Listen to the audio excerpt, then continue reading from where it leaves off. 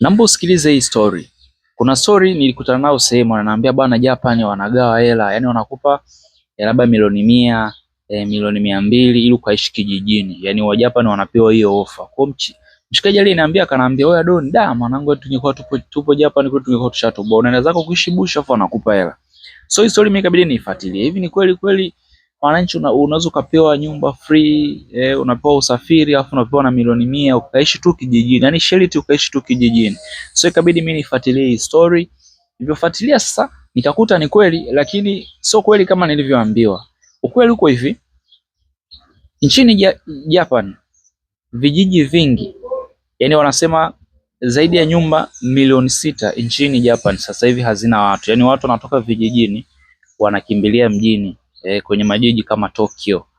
Kwa sasa wanakadiria kwamba kufika mwaka 2040 karibia kuna vijiji vingine kabisa vitaondoka, yani wakazi wake watakuwa kabisa hawapo, wote wameenda mjini. Kwa sasa serikali inaamua sasa kutaka kuwarudisha watu vijijini, lakini sasa sio kutoka kwenye mikoa yote, watu ambao wapo kwenye majiji. Kwa mfano kama Tokyo,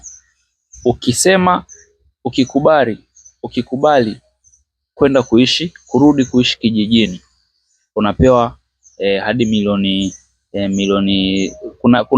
kuna mambo mengi. Kwa mfano kama na watoto, kama kuna vitu vingi, kwa at least kuanzia milioni 70 hadi milioni 180 unapewa hiyo hela, lakini lazima uwe unaishi Tokyo au kwenye majiji, halafu unataka uende uishi kijijini, yani urudi kuishi kijijini.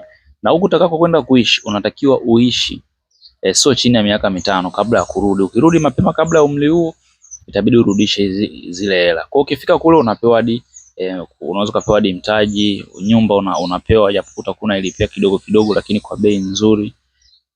Umeona bwana. Kwa hiyo ni ofa ambayo kule Japan wao wanayo. Sasa nikajaribu kuiweka kibongo bongo kwamba itafikia muda gani na sisi afu Dar es Salaam tujazane tu watu kibao, alafu sasa waseme bwana oya vijijini kule watu hakuna, hebu rudini kule bwana. Afu bi mkubwa atoe ofa, oya atakayekubali kurudi zake shamba anapewa miti 100.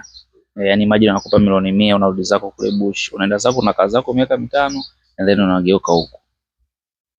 Ila Japan. Lakini pia kuna mataifa mengine pia anatoa hizo ofa, wananchi watoke kwenye majiji ili waende kuishi vijijini. Wewe unaichukuliaje? Niandikie kwenye comment. Mimi naitwa Don.